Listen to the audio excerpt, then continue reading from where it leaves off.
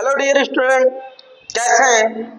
मैं नीलकमल सर उपस्थित हुआ हूँ अपने online platform Purvanchal career classes पर लेकर ईवीएस की क्लास 1 to 5 की। तो आज का जो हमारा चैप्टर है बड़ा इंटरेस्टेड चैप्टर है, यहाँ से कई बार प्रश्न आए हुए हैं।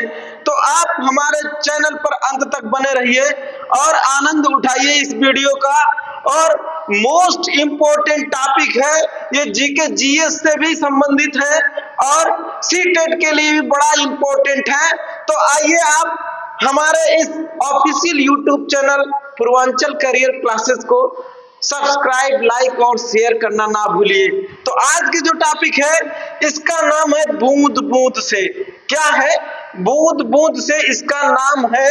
और इसमें जो आज वर्णन किया गया जिस चीज का, वो है घड़सीसर तालाब। क्या है? घड़सीसर तालाब उसका नाम है, यहाँ पे दिया हुआ है। तो इसके बारे में इसके इतिहास के बारे में बताया जाता है कि यह राजस्थान के जैसलमेर जिले में है और राजा घड़सी द्वारा इसको बनाया गया है। और पानी संचय की विधि को यहाँ पे बताया गया है, दर्शाया गया है और लोग उस पानी को कैसे उपयोग करते हैं उसके बारे में बताया गया है। प्राचीन काल में जो पानी संरक्षित करने का तरीका था उसके बारे में बताया गया है, जिसका टाइटल है बूंद बूंद दरिया दरिया। तो आपको इसके टाइटल से ही स्पष्ट होगा, आपको इसके शीर्षक से स्पष्ट होगा कि यह चैप्टर पानी से संबंधित है। पानी जो जीवन के लिए बहुत ही बहुमूल्य वस्तुओं में से एक है। पानी है तो जिंदगानी है, ऐसा कहा जाता है। ठीक है, तो आइए चलते हैं अपने इस चैप्टर की तरफ और इसकी कहानी को पढ़ते हैं। बहुत ही रोचक कहानी है, आप इसको अंत तक जरूर देखिएगा। तो बात पुरानी का मतलब पुराने प्राचीन काल की बात हो रही है। यह है 650 साल पुराना घड़सीसर। हमने अभी बताया घड़सीसर एक तालाब का नाम है। सर का मतलब होता है तालाब, यहाँ पे बताया गया है। यह 650 साल पुराना घड़सीसर, सर का यानी इसका मतलब तालाब होता है। इसे जैसलमेर जिले के राजा घड़सी, हमने अभी बताया, ने लोगों के साथ मिलकर बनवाया था। इसके दोनों तरफ पक्के घाट, सजे हुए बरामदे, कमरे, बड़े हॉल और ना जाने क्या क्या था। तो आपने देखा कि बरामदा था और क्या था, घाट था और क्या था, तमाम प्रकार के बड़े हॉल यहाँ बने थे। यहाँ लोग इकट्ठा होते थे, यहाँ लोग मिलते जुलते थे, जलसे होते थे। क्या होता था? किसी शुभ अवसर पर यहाँ पे जलसे हुआ करते थे। ठीक है, गाने बजाने का प्रोग्राम होता था। इसके घाट पर बनाए गए स्कूल में आसपास के बच्चे पढ़ते थे। सभी इस बात का ध्यान रखते थे कि तालाब गंदा ना हो, सफाई में भी हाथ बांटते थे।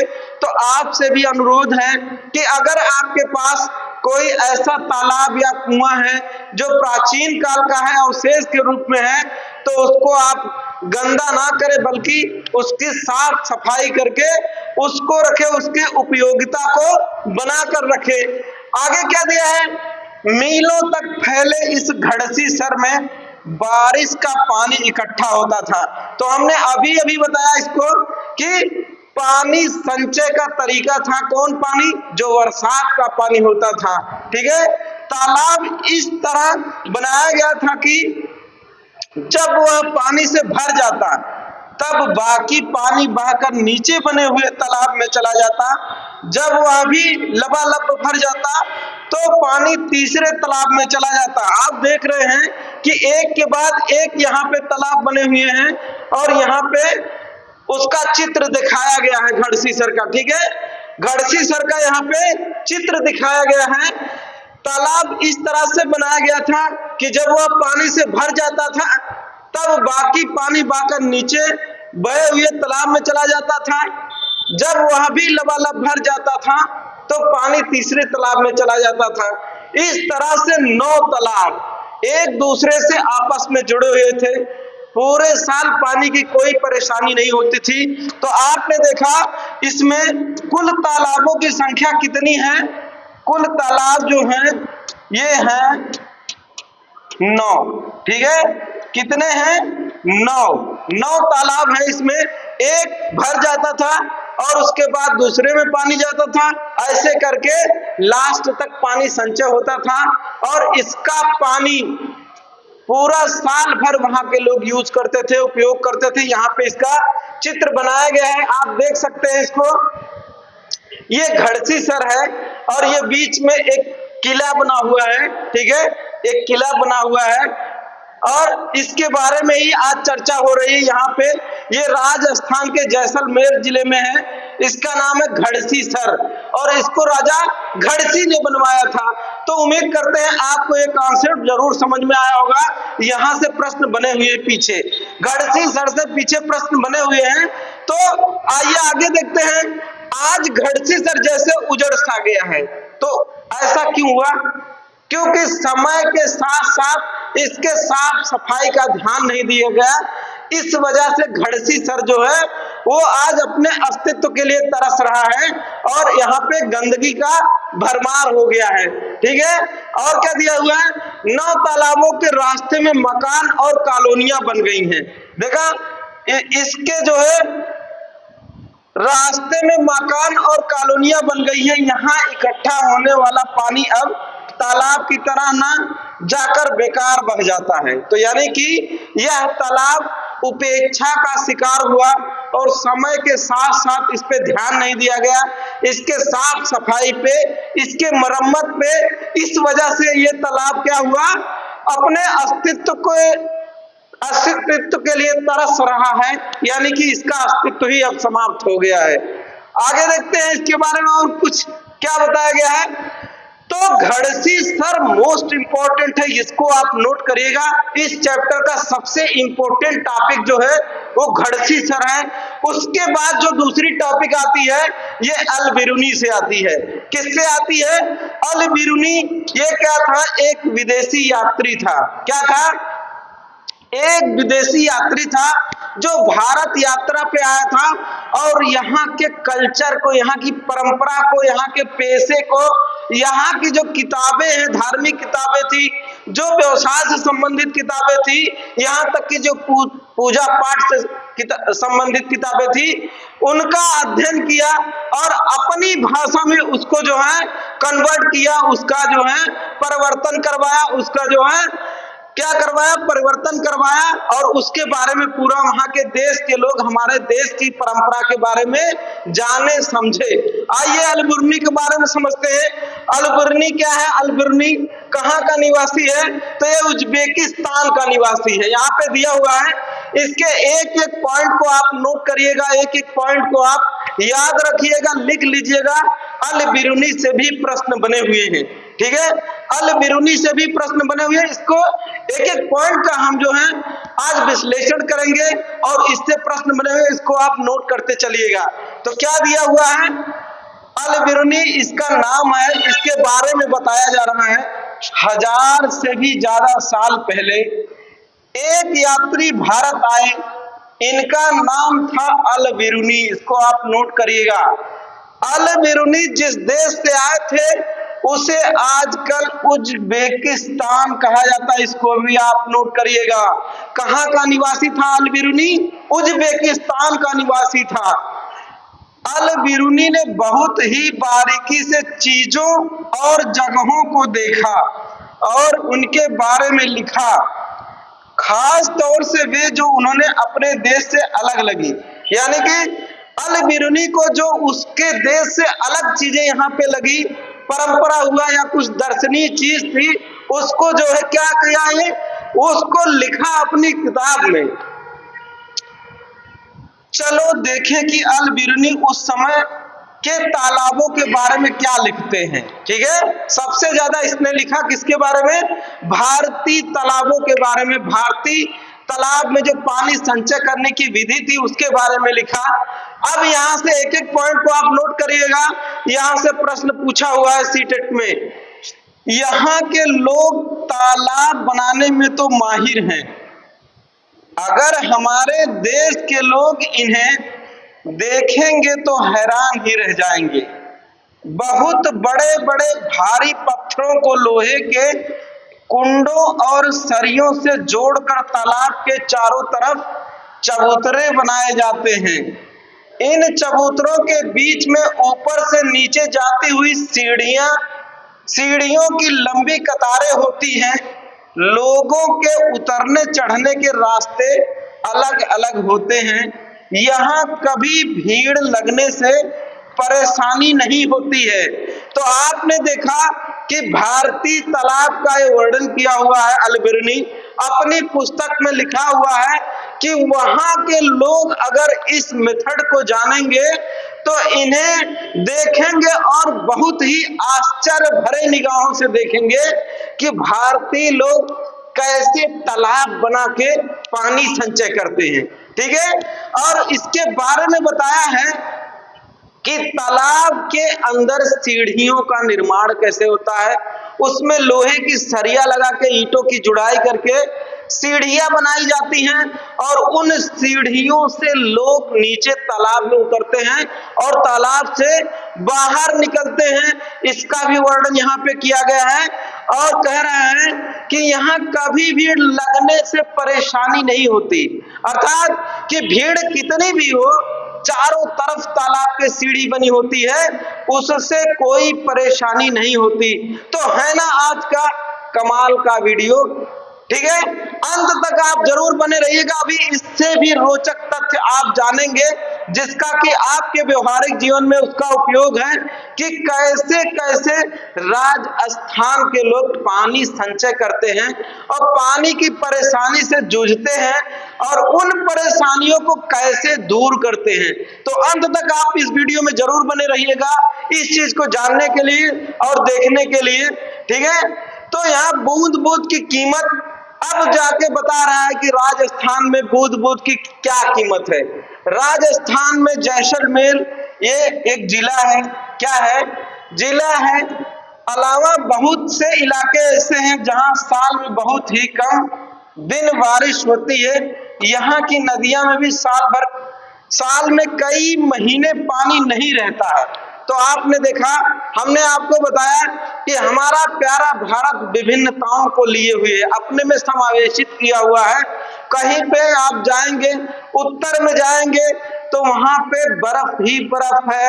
आप दक्षिण में जाएंगे तो वहां की जो जलवायु है, वहां की जलवायु उष्णकटिबंधीय जलवायु है।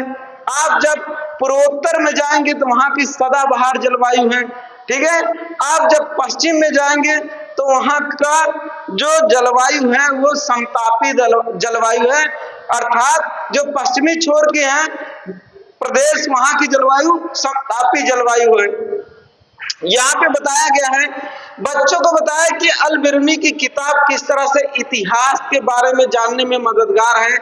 ऐसे ही अन्य इतिहास स्रोत जैसे इमारतें, दरवाजे, सिक्के, चित्र आदि के बारे में चर्चा करें। उज्बेकिस्तान को संसार के नक्शे में ढूंढने से बच्चों को मदद करे। तो हमने आपको बताया कि अभी इससे जो प्रश्न हम हल करवाएंगे तो उसमें इसका जो है पूरा वर्णन दिया हुआ और कूट मिलान वाला प्रश्न आया है अल-बिरूनी से भी और घड़सी सर से भी। इस वजह से ये वाली टॉपिक, ये वाला आपका चैप्टर जो है बड़ा ही इंपॉर्टेंट है आपके लिए। आगे देखते हैं आगे किसका वर्णन हुआ है। यहाँ पे पानी संचय की बात किया जा रहा है, कैसे पानी संचय किया जाता है। यहाँ जो सोचो, ऐसे में भी यहाँ के ज्यादातर गांव में पानी की कमी क्यों नहीं थी। लोग बारिश की हर बूंद की कीमत जो जानते थे। पानी को इकट्ठा करने के लिए तालाब और जोहड़, इसको भी आप नोट करिएगा, यहाँ से प्रश्न पूछ सकता है ऑनलाइनर। ठीक है, तालाब और जोहड़ बनाए जाते हैं। यह एक साझी सबकी जरूरत थी, यानी कि ये सबके जरूरत के लिए तालाब और जोहड़ बनाए जाते हैं जिसका सार्वजनिक रूप से उपयोग किया जाता, किसी विशेष व्यक्ति के लिए नहीं। ठीक है, इसलिए इंतजाम में सभी जुड़ते चाहे व्यापारी हो या मजदूर, तालाब में से कुछ पानी जमीन सोख लेती और इस तरह से जमीन के आसपास कुआं और बावड़ी में भी पानी पहुंच जाता है। आसपास की जमीनें भी नम और उपजाऊ हो जाती हैं। यहाँ एक शब्द आया है बावड़ी। बावड़ी क्या होता है? ये आपके पथरीले क्षेत्रों में जो कुआं खोदा जाता है उसे बावड़ी कहा जाता है। क्या कहा जाता है? बावड़ी कहा जाता है। किस क्षेत्र में? पथरीले क्षेत्र में जो कुआं खोदा जाता है उसे जो है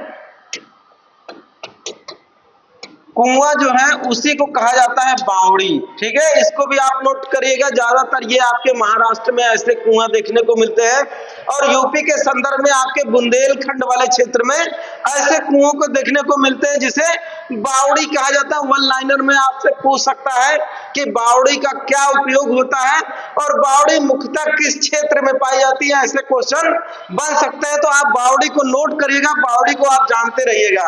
आगे देखते हैं, घर घर में भी बारिश का पानी इकट्ठा करने का इंतजाम होता था। सामने दिए गए चित्र में निशान लगाओ कि छत पर बरसने वाला पानी जमीन के नीचे बने टैंक में कैसे पहुंचेगा। तो यहाँ पे देखो है क्या है, छत है और यहाँ जो है ये आंगन बना, ये टंकी बनी हुई है, ये पानी पूछ रहा है कि कैसे पहुंचेगा। तो आपको हम बता दें, राजस्थान के लोग पानी को इकट्ठा करने के लिए एक टांका का निर्माण करते हैं। टांका, ठीक है, टांका क्या होता है? टांका के बारे में जान लीजिए। टांका इसे कहा जाता है। ठीक है, क्या कहा जाता है? टांका। ये टांका आंगन में एक पक्का कुआं बनाया जाता है, हौज बनाया जाता है और उसके ऊपर ढक्कन लगा होता है। इनके घरों के छत जो होते हैं उनके पानी पाइप के द्वारा इस जो है हौज में भरे जाते हैं। ठीक है, इस हौज में, और जब ये हौज पूरा भर जाता है, टांका भर जाता है, तो इस पानी का उपयोग ये लोग बाल्टी से या पाइप से निकाल करके बर्तन धोने में, कपड़ा धुलने में, पशुओं को धुलने में इसका उपयोग करते हैं। तो है ना कमाल की ये मेथड। पानी की कीमत, पानी के बूंद की कीमत उनसे पूछिए जहां पे पानी की कमी है, खास करके रेगिस्तानी इलाकों के बारे में।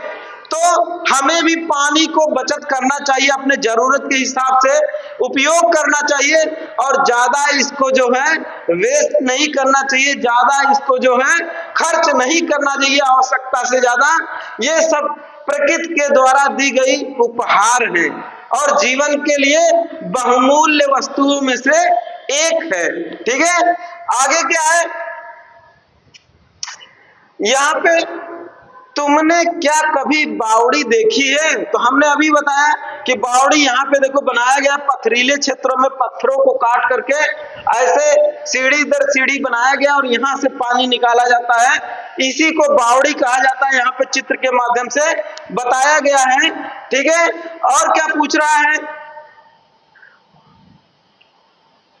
अंदाजा लगा पा रहे हो कि ये सीढ़ियां जमीन के नीचे कई मंजिलों तक जा रही हैं। पानी ऊपर से खींचने की बजाय लोग खुद पानी तक पहुंच सकते थे, इसलिए कुछ लोग इसे सीढ़ीदार कुआं भी कहते हैं। तो हमने अभी अभी इसका जिक्र किया है कि जो पथरीले क्षेत्र होते हैं वहां पे आपको जो कुआं खोदा जाता है वो मतलब सीढ़ीदार बना के खोदा जाता है, तो उसमें लोग नीचे उतरकर वहां से पानी ऊपर लेके आते हैं। यहाँ पे चित्र के द्वारा दिखाया गया, सीढ़ियों के द्वारा देखिए दिखाया गया है, इसी को बावड़ी कहा जाता है। ठीक है, और क्या दिया है? पुराने जमाने में लोग काफिले बनाकर लंबे सफर करते थे। अक्सर लोगों का मानना था कि प्यासे यात्रियों को पानी पिलाना बहुत अच्छा काम है, इसलिए कई जगह बहुत ही सुंदर बावड़ियां बनाई गई थी। तो आप भी जरूरतमंदों को पानी जरूर पिलाइएगा।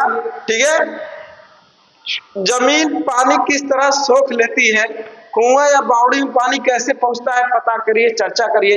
तो कुआं और बावड़ी की खुदाई तब तक की जाती है जब तक कि भूमिगत जल ना मिल जाए।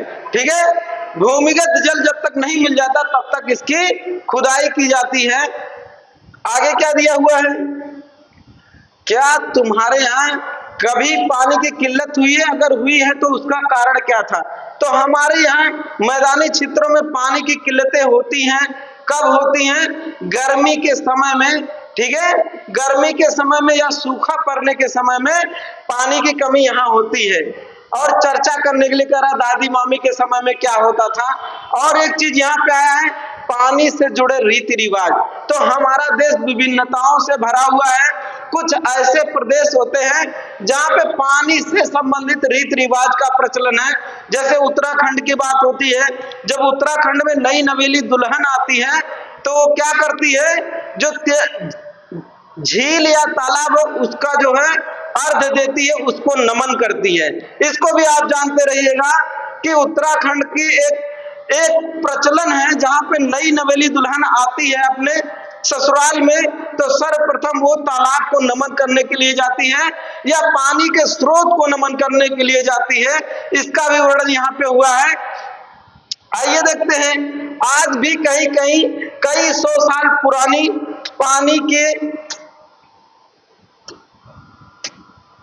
पानी के स्रोत हैं, जैसे बावड़ी, तालाब, नौला, धारा आदि, जिनसे लोगों की पानी की जरूरत पूरी होती है।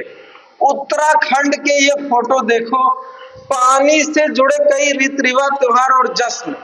कई जगह तो आज भी बारिश से तालाब भरने की खुशी में आसपास मेले का माहौल हो जाता है। यह उत्तराखंड की एक दुल्हन है, देखो यहाँ पे दिखाया गया है। ये उत्तराखंड में एक नई नवेली दुल्हन आई है और ये पूजा कर रही है पानी के स्रोत का। यहाँ पे उसका वर्णन हुआ है। यहाँ देखिए बताया गया है कि यह जो है उत्तराखंड की एक दुल्हन है जो ब्याह के बाद गांव में आई है। वह झरने या तालाब पर जाकर सिर झुकाती है। आज शहरों में भी इस रिवाज का एक मजेदार रूप दिखता है। दुल्हन घर ही में किसी नल के पास जाकर पूजा करती है। पानी से ही तो जिंदगी जुड़ी हुई है ना। हमने अभी अभी बताया पानी है तो जिंदगानी है। आपने देखा उत्तराखंड की जो नई नवेली बहुएं आती हैं वो झरने या जो पानी का स्रोत जिससे वो पानी पीते हैं उसको आर्घ्य देती है, उसका पूजा पाठ करती है। शहरों में भी है, वहां पे दुल्हनें नल का पूजा करती हैं, जहां से जिस नल से पानी निकलता है उसके बारे में यहाँ रीति रिवाज, उस रीति रिवाज का वर्णन हुआ है। ठीक है, आगे जो है, क्या तुम्हारे यहाँ पानी के लिए कुछ खास बर्तन इस्तेमाल होते हैं? यहाँ देखो इस सुंदर कुंडों वाले तांबे के बर्तन में पानी भरा जा रहा है। ठीक है, कहाँ पे भरा जा रहा है? यहाँ पे देखो, यहाँ पे पानी खींचने का रस्सी के सहारे खींचा जा रहा है। सॉरी, यहाँ पे वो रखा हुआ है पोट और यहाँ से नाला का जो पानी है, यानी कि उत्तराखंड में जो ग्लेशियर है वो पिघलता है तो एक पतले नाले के माध्यम से पानी आता है। लोग उसका उपभोग पीने के लिए करते हैं। और शायद आपको ये जानकारी होगी और जानकर खुशी होगी कि पथरीले भागों में मिट्टी ना होने के कारण जो ग्लेशियर पिघलकर पानी के रूप में आता है वो गंदा नहीं होता और दूषित नहीं होता है। वहां के लोग उसी पानी का उपयोग करते हैं अथवा झरने के पानी का उपयोग पीने के रूप में करते हैं। तो है ना कमाल का ये आज का चैप्टर। यहाँ पे देखिए, यहाँ भी वैसे भरा जा रहा है, यहाँ भी भरा जा रहा है। ठीक है, तो आज का जो एक और घटना का वर्णन यहाँ पे हुआ है। 1986 में सूखा पड़ा था, कहाँ पे? जोधपुर में। राजस्थान के जोधपुर जिले में क्या हुआ था? सूखा पड़ गया था, उसका वर्णन हुआ है। आसपास के इलाकों में जब सूखा पड़ा था तब भूली बिसरी बावड़ियों को एक बार फिर से याद किया गया। मोहल्ले के लोगों ने मिलजुल कर बावड़ी में से 200 ट्रक से भी ज्यादा कूड़ा निकाला। बावड़ी ने फिर से प्यासे शहर को पानी पिलाया। इसके लिए चंदा भी मोहल्ले वालों ने ही दिया। कुछ साल बाद फिर से अच्छी बारिश हुई और पानी की परेशानी कम हुई, पर अब फिर से बावड़ी को बुला दिया गया है। तो आपने देखा जोधपुर में जब सूखा पड़ा था 1986 में, उस समय लोग पानी की बूंद बूंद के लिए तरस रहे थे, और कारण ये था कि जो बावड़ियां थी उसमें कचरे भर गए थे और उसकी देखभाल सब लोग बंद कर दिए थे, और बाद में फिर उसकी देखभाल करना शुरू किए। उसमें से 200 ट्रक कूड़े करकट को निकाले, और सभी लोग जो है खुद श्रम किए और चंदा लगा के पैसा इकट्ठा किए, उस पैसे से इसका जीर्णोद्धार किए। लेकिन फिर जैसे ही स्थिति सही हुई, वर्तमान में फिर उनको वैसे ही छोड़ दिया गया, उनको भुला दिया गया। ठीक है, इसका वर्णन हुआ है। आगे देखते हैं, आगे जो है यहाँ पे पानी के बारे में बताया गया। हमारे यहाँ पानी यहाँ से आता है, ये दिखाया गया है कि ये मैदानी क्षेत्र, यहाँ पे कुएं से पानी आता है। यहाँ हमारे मोहल्ले में दिन में 2 बार जल बोर्ड द्वारा टैंकर आता है, पानी के लिए लंबी लाइन लगती है और रोज झगड़े होते हैं। तो आप देख रहे हैं कि खाने पीने की चीजों के लिए भी झगड़ा हो रहा है। क्योंकि वहां पे पानी की कमी है, खास करके राजस्थान की तरफ या रेगिस्तानी क्षेत्र के या फिर पठारी क्षेत्र में, जहां पानी बड़ा ही आसानी से नहीं मिलता है, उस क्षेत्र की बात की जा रही है। यहाँ पे कह रहा है हम कुएं से पानी भरते हैं, पास के कुएं 1 साल पहले सूख गए, अब काफी दूर चलकर जाना पड़ता है। कई कुओं पर तो जात के नाम पर पानी लेने भी नहीं देते हैं। तो छुआछूत, अनटचेबिलिटी आज भी भारत में विद्यमान है, खास करके उन क्षेत्रों में जहां पे शिक्षा का स्तर सबसे निम्न है। ठीक है, हमारे यहाँ दिन में आधे घंटे के लिए पानी आता है, हम लोग दिन भर के इस्तेमाल के लिए टंकी में पानी भर कर रख लेते हैं। ठीक है, ये पानी की मेथड बता रहा है कहाँ कैसे कैसे आता है। हमारे यहाँ तो दिन भर नल से पानी आता है, यहाँ दिखाया गया है।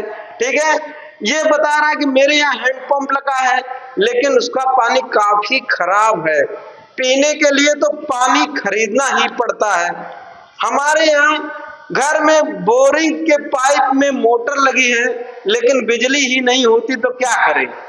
हमने जल बोर्ड के पाइप में टुल्लू पंप लगाया है, कोई परेशानी नहीं होती। तो आपने देखा भिन्न भिन्न उदाहरणों के माध्यम से बताया गया है कि भारत के अनेक क्षेत्रों में अनेक प्रकार से पानी उपलब्ध कराया जाता है।